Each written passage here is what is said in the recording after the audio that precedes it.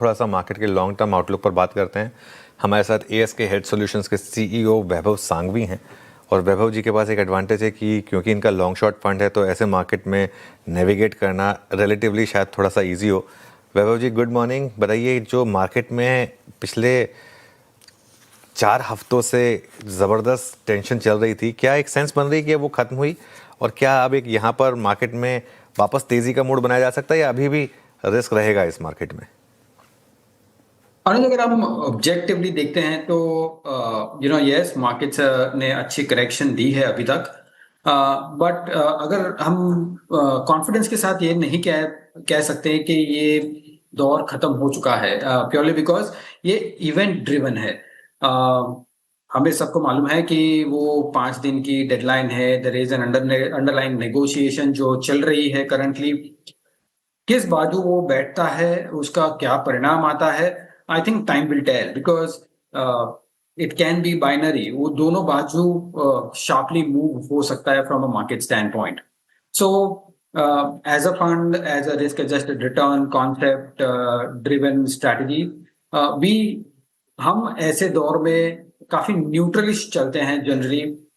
Wait for के वो event खत्म हो जाए and then take a call. But अगर हम लॉन्गर टर्म इन्वेस्टर की बात करते हैं तो I think valuations I think काफी अच्छे दिख रहे हैं। So in effect what I am just saying कि शॉर्टर टर्म के लिए अनसर्टेनिटी बनी रहेगी, बट लॉन्गर टर्म वैल्यूएशंस और इन्वेस्टमेंट अपॉर्चुनिटी है।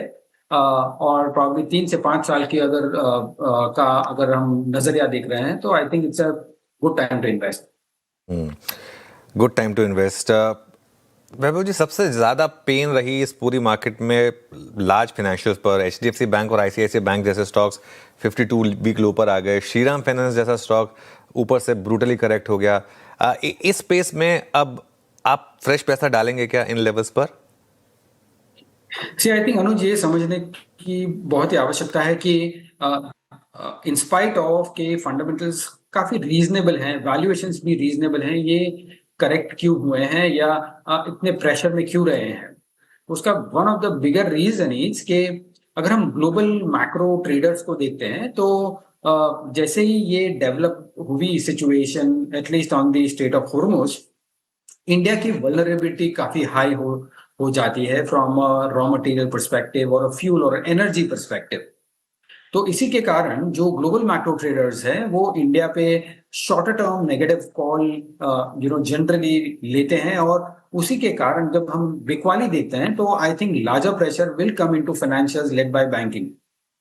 और इसी के लिए हमने ये काफी प्रेशर देखा है। वैल्यूएशंस काफी अट्रैक्टिव है across the space. So trigger point from this sector would be कि जब ये सिचुएशन स्टेबलाइज हो जाती है और वहां से हमें लगता है कि ये शार्प रिकवरी भी पॉसिबल है ये पूरे सेगमेंट में, वंस कि FPI flow turns around. So too many variables on the technical side, but fundamentally valuations, growth, credit quality, सब right direction में जा रहे हैं. Lastly, only negative point probably from a sectoral standpoint is कि cost of funds at this point in time थोड़े expensive हो रहे हैं. Whether it is a margin phenomena हम बोल सकते हैं या squeeze of probably liquidity हो रही है, उसके कारण एनबीएफसीज में थोड़ी प्रेशर आ सकती है, but otherwise I think the whole sector looks very attractive on valuations. Okay, banks की बात होगी। वैभव जी नमस्कार, वीरेंद्र बोल रहा हूँ। एक दो चीज़ों को और थोड़ा सा यहाँ पे टटोलने का मन कर रहा है आपके साथ। सिंस जैसे कि अनुज ने कहा कि लॉन्ग शॉर्ट का आपके पास एक मौका होता है, वो विकल्प आपके पास है।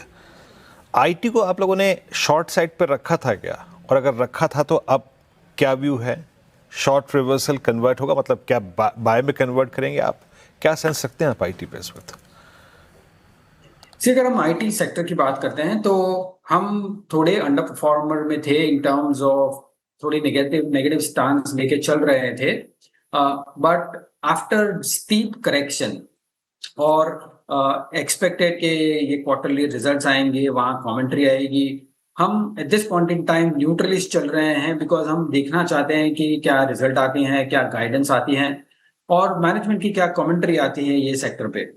दैट डजंट मीन कि जो ओवरहैंग हम देख रहे हैं फ्रॉम एंथ्रोपिक और from any of those LLM artificial intelligence, वो हट गई है।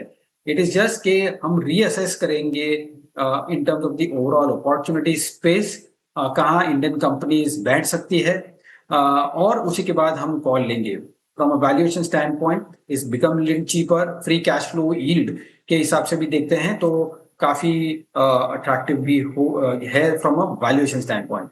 But I think from a macro business opportunity things are not very clear still, और हम at this point in time wait and watch approach ज्यादा पसंद करेंगे।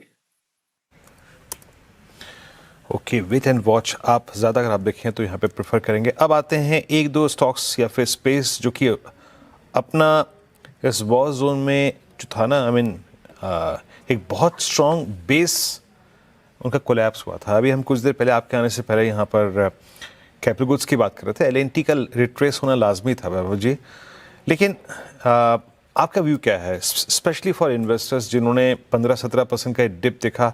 क्या इसको लैच ऑन करना चाहिए? क्या ठीक है अब जो पूरी इन कंट्रीज में रीबिल्डिंग प्रोसेस होगी, रिकंस्ट्रक्शन प्रोसेस होगी, उसका एक एडवांटेज भी एल&टी को मिलेगा ही, बट आप इस वक्त पूरा कैपिटल गुड्स में कितना डिप्लॉयमेंट करना चाहेंगे?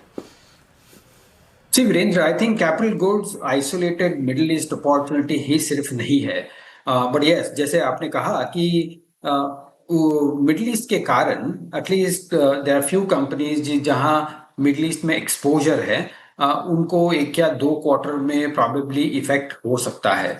But on an overall medium term perspective, जैसे मिडिल ईस्ट रिबिल्ड होता है तो काफी अपॉर्चुनिटी भी देख सकते हैं from a longer term stand point. हालांकि हमारी पूरी कैपिटल गुड्स में फुल कंसंट्रेशन और full focus data centre driven opportunity पे at this point in time है। जो पूरी वैल्यू चेन में जो भी सप्लाई करते हैं वहां हम फोकस्ड हैं, जो हमें लगता है कि from a medium to longer term perspective काफी अच्छी स्पेस है निवेश करने के लिए। ओके, चलिए ये बात हो गई। वैभव जी, आप इसके अलावा इस मार्केट में कहाँ पर बार्गेन्स ढूंढ रहे हैं? कहाँ आपको लग रहा है कि अच्छी अपॉर्चुनिटीज़ हैं? आपके फंड्स में इस समय इंक्रीमेंटल बाइंग कहाँ होगी? आई थिंक हमारा अगेन मीडियम टर्म पर्सपेक्टिव से अगर हम व्यू लेते हैं, तो बैंकिंग एंड फाइनेंशियल, प्रोवाइडेड कि ये इवेंट पास हो जाती है, तो एक सेक्टर बन सकता है जहां हमारा व्यू पॉजिटिव है फ्रॉम अ वैल्यूएशन पर्सपेक्टिव और from a growth stand point as well. दूसरा है कि all full chain supply chain of data centre driven opportunities हमें बहुत ही पसंद है from a medium term stand point. CDMO players भी हमें अच्छे लगते हैं, और हमें लगता है कि समर ड्रिवन पोर्टफोलियो ऑल्सो, आप वेदर पैटर्न्स को देखते हैं तो प्रॉब्ली पावर कंपनीज से लेके कंज्यूमर ड्यूरेबल्स तक, एसी कंपनीज तक, आई थिंक ये पूरी सेगमेंट हमें कंफर्टेबल लग रही है at this point in time. So these are the opportunities जब हम देखेंगे कि कहाँ हम निवेश कर सकते हैं। वैभव जी, एक दो बास्केट में एक दो थीम्स में बहुत बड़ी प्रॉफिट टेकिंग हुई थी। पहले ये रीजनेबल लग रही थी, कूलिंग ऑफ लग रही थी, लेकिन उसके बाद अब पेनफुल लग रही है। Look at hotels, I mean look at the price damage in Indian hotels, ITC hotels, lemon tree. कुछ आप लोगों ने ग्रिप किया है इस प्राइस पे, लोअर ट्रैजेक्टरीज में, होटल्स में? I think hotels as a structural opportunity बहुत ही बड़ी है from a overall country stand point. Penetration of hotels पकड़ लीजिए या लैक ऑफ प्रॉपर इंफ्रास्ट्रक्चर पकड़ लीजिए, विच ओनली शोज कि यहाँ से कितनी बड़ी अपॉर्चुनिटी हो सकती है आगे जाके। अगर कोई भी बिजनेस मॉडल जो लेस कैपिटल इंटेंसिव होके ये keep on adding kind of assets, तो हमें वो कंपनियां पसंद आएगी। लास्टली, आई थिंक जिस हिसाब से ग्लोबल माहौल है at this point in time, हमें लगता है कि डोमेस्टिक टूरिज्म में थोड़ा इजाफा आ सकता है। वहीं लोकल होटल्स में probably from a lower level stand point, I think वो अट्रैक्टिव बन सकती है आगे जाके। तो ये एक सेगमेंट है जो प्रेशर में रहा था इन terms of directly indirectly from an LPG standpoint, but I think these are good quality assets from a medium to longer term perspective. Okay, चलिए ये बात हो गई होटल स्पेस की। इस समय पर एक और स्पेस जहां पर अच्छे मूव्स रहे हैं वो है कैपिटल मार्केट प्लेस। ऑब्वियसली पिछले कुछ दिनों में मार्केट में वॉलेटिलिटी थी तो यहाँ भी करेक्शन आई, लेकिन इधर आपका क्या व्यू होगा? आई think capital market space cyclicality दर्शाता है, जैसे मार्केट जैसे मूव होता है, राइट? आई मीन हम देखे हैं कि right from depositories to broking houses to asset management companies, ये सभी में इम्पैक्ट जनरली आ जाता है जब मार्केट थोड़ा वीक होने लगता है।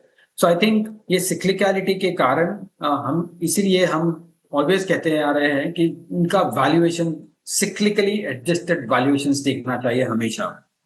ऑफ कोर्स लास्ट 2 साल में काफी अच्छी ग्रोथ हुई है, बट ये ग्रोथ पकड़ के अगर वो स्टेबलाइज कर पाते हैं, सिक्लिकलिटी फैक्टर को थोड़ा दूर कर सकते हैं अगर possibility from a medium term stand point, तो वो वैल्यूएशन प्रीमियम रह सकता है। बट आई थिंक ये हमारे नजरिए में more of a trading sector है rather than long term investment sector at this point in time. Okay, चलिए बहुत बहुत शुक्रिया वैभव जी आज हमारे साथ जुड़ने के लिए और अपना नज़रिया हमारे सामने रखने के लिए। अब आगे बढ़ते हैं।